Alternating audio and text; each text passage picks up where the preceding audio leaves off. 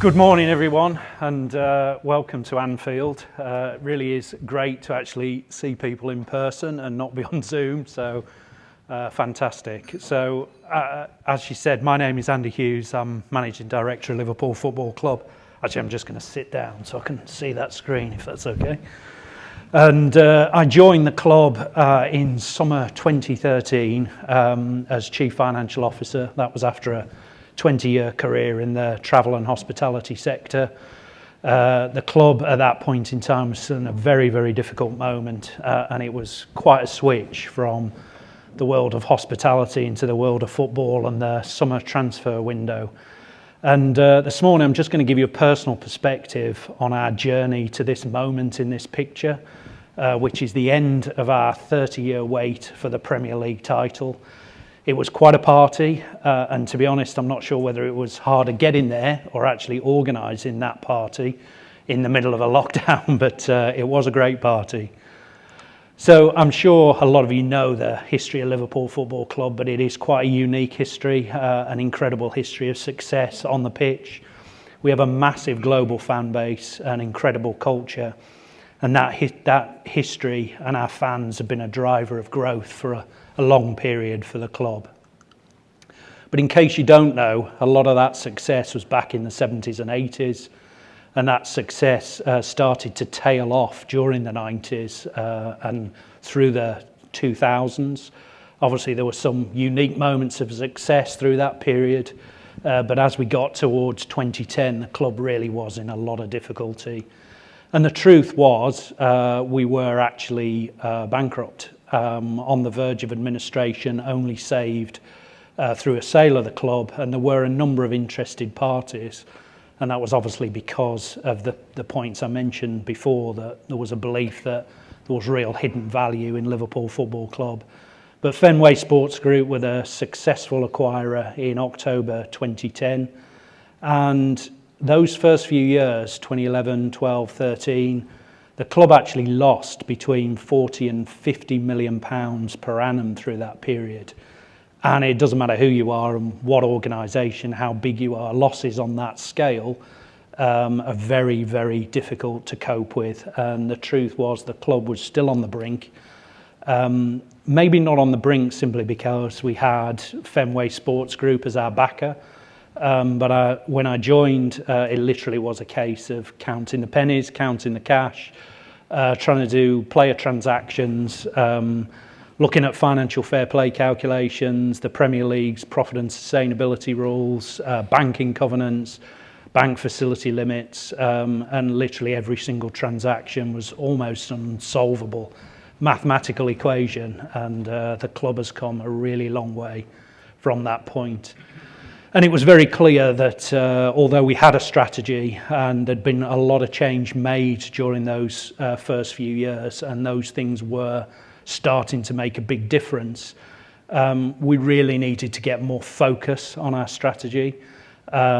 We still needed some short-term things to do, but these are the key headlines for our long-term growth strategy. That strategy also needed a lot more depth, a lot more detail, and it needed absolutely flawless execution.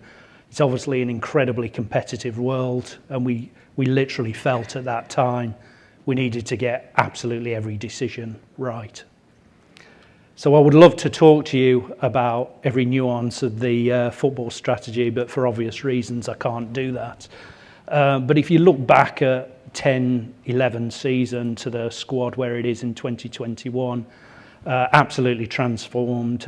We have many global stars in the current squad, and I think the fundamental point is a football club can't really work without success on the pitch, so this was the obvious priority. And there are lots of public websites out there that value the squad. One I often look at is Transfermarkt. And if you were to look at the value of the squad in that 10-11 season to where it is today, it's more than tripled in value. And that's obviously not just about market growth. So an incredible transformation on the football side. And that led us to a period, a really unique period, where we won the Champions League in summer 19. We went on to win the Super Cup shortly after in the heat in Istanbul. Then on to Qatar in the winter for the Club World Cup, and then winning the Premier League later on, summer 20.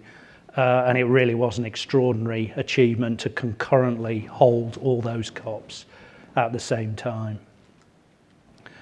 So what I will talk a little bit more about is the infrastructure side, which I think was also very important. Again, back to 2013, we not only had a lot of major projects we needed to undertake, repair and maintenance issues galore, really a vast number of smaller items as well that needed to be addressed, but we did need to solve the big questions around Anfield and where the team trained. So first of all, I'm going to talk you through this building, the main stand, where we're looking to go on Anfield Road, and then I'll talk a little bit about the training centre at Kirkby. So the main stand, we all, I think, know that it's an absolutely unique place in football, a very special atmosphere. And again, the conversation was very clear in 2013. We wanted to stay. It was an obvious thing. Everybody wanted to stay at Anfield. Under the prior ownership of Hicks and Gillette, they'd put together a scheme to move to Stanley Park, build a completely new 60,000-seater stadium, which obviously from a build point of view was very, not straightforward, but significantly simpler than trying to develop Anfield. But obviously we didn't want to lose the history and that special place of Anfield being our home. But I think if you look at this picture, it sort of raises some of the questions we were looking at. So on the bottom left-hand side of this picture is the main stand, and backed by housing very tight onto the back of that stand. And it was a very small stand, just going around clockwise, Anfield Road, backing onto Stanley Park, Kenny Dalglish stand backing on, again, very close to housing. And then at the bottom there is the Cop with Walton Breck Road, literally right on the footprint of the stand. So it wasn't so much a question of do we want to stay at Anfield, it was can we stay at Anfield and develop the stadium. And if you look just some of the data, our capacity there at 44,000, in my view, we were actually slipping out of the game a little bit. I had a view then that 60,000 really was an anchor point for a major club. And we're also very aware that a number of these clubs were developing their stadiums as well. And of course that translates to financials. This is from 15-16 season. And our match day income was literally half where it needed to be. So we really had a major problem to move the club forward. So where we are today, we're actually in the building of the main stand, and you can see that developed stand. It was an incredibly complex project. We worked very closely with the council and local partners to acquire all the housing and the necessary footprint to develop. We've done some really unique things in this building, and actually I learned the other day that Anfield is actually the second most Instagrammed location in the UK after Big Ben, which I just found absolutely extraordinary. But it just goes to show how important it was to stay in this building. And if you look at the old stand as it used to look there, that is the 1906 build, very steep terrace, right to the edge of the pitch. It was known as the paddock, and that's what it looks like today from the pitch. We retained many of those critical features, so closeness to the pitch, steepness of the bottom terrace, allowed us to maintain that steepness all the way up. We did actually manage to maintain virtually full capacity throughout the build process. So our hospitality customers were rehoused in marquees around the back of the stand. The construction started at the back, then through to the upper terrace, the terraces above, a new roof while we were playing football. So really an extraordinary achievement to keep playing at virtually full capacity through the build. A very complex operational process with a legal handover of the site for each football match, sign off from a safety point of view for the council, but a huge achievement. And through that period, we actually won some of our first hospitality awards for the service we were delivering on site. And Paul Cottle, I don't know if he's in here, but he'll be here later on in a session to talk you through some of the special things we do from an operational point of view in this site. And just inside, well, you're in the building so you can see, but you were in the Carlsberg dugout this morning for breakfast on the left-hand side of that picture. And at the time, we were doing something really unique there, that our hospitality packages at that price point were typically a sit-down 3-course meal. We decided to go for a sports bar type offering, the sort of offering that, you know, as a big sports fan, and if you could afford it, that we thought people would really want.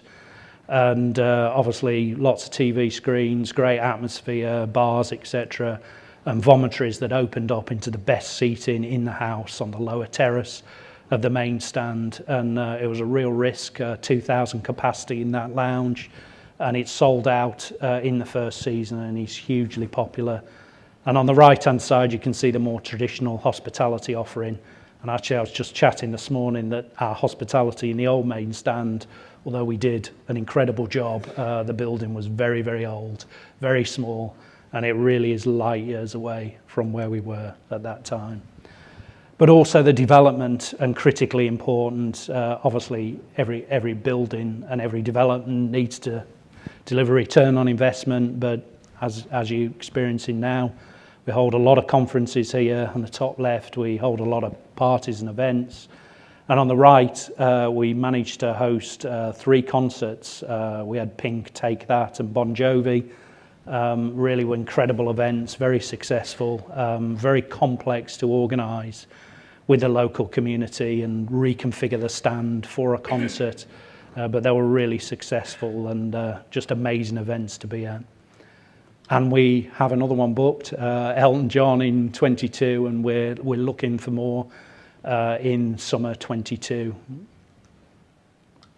And as I mentioned, we have really delivered some special service experience in the stand, and Visit Football is subscribed to by the Premier League.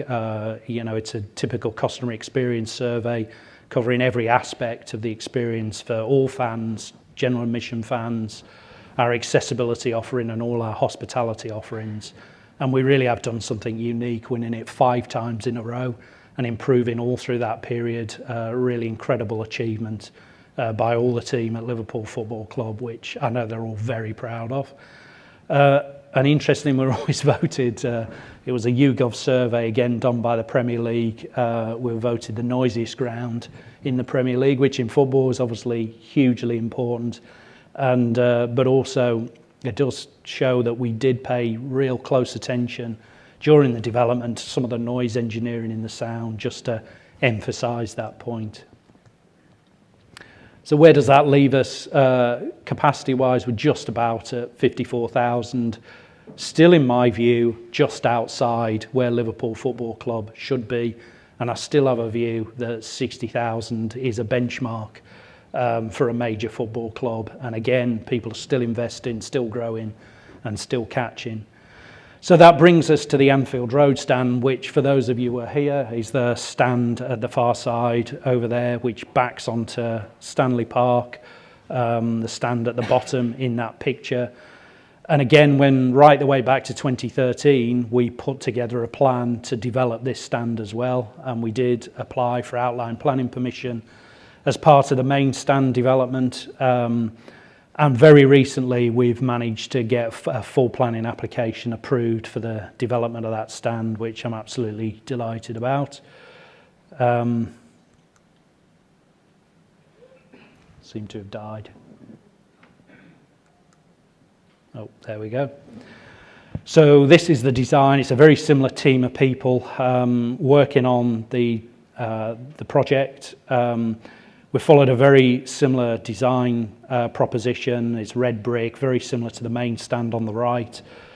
And I think one of the biggest challenges probably was Anfield Road itself and the closure of that road, which if you look at that structure, the amount of space involved, it seemed absolutely obvious to all of us that that road was going to have to be closed. But through the public consultations, and we are much, much closer to the local residents and local community than we've ever been. I think one of the ward councillors said to me, "It will be war if you close that road." So we did go away and think about that very, very carefully. And just by shrinking the ground floor a little bit I mean, a bit of a cantilever through to the second floor.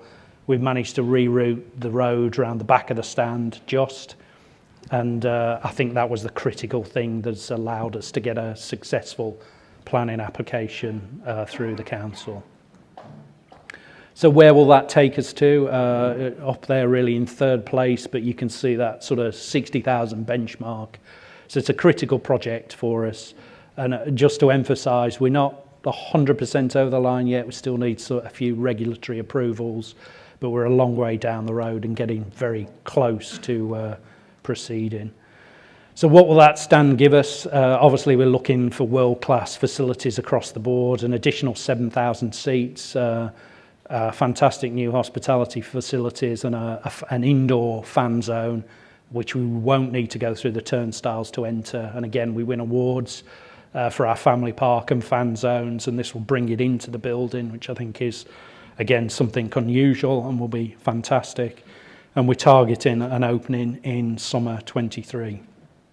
And also, with just 7,000 additional seats, the business case to build this stand has been very, very difficult. But I think given the knowledge that the team has built over the years, the massive demand that exists for Anfield Football Club on a match day, we have a really solid business case for us to take this forward. So this is the in-bowl view. Again, to me, looks absolutely amazing compared to what you see if you stand over that window and look left. Really complex roof design there, which we've managed to solve. But I think it, again, sort of enhances what Anfield is all about. So just very briefly, in the midst of all this, again, football is the priority, but getting our football facilities right was also an absolutely critical priority. The academy trained at Kirkby and the first team trained at Melwood. A really big issue that they weren't on the same site, but both buildings were in a sorry state of repair, including the pitches, etc. So there was a lot of short-term work to fix those things, a lot of investment into the academy at the Kirkby site, but ultimately we knew we were going to have to move the first team, and the obvious place for it was Kirkby.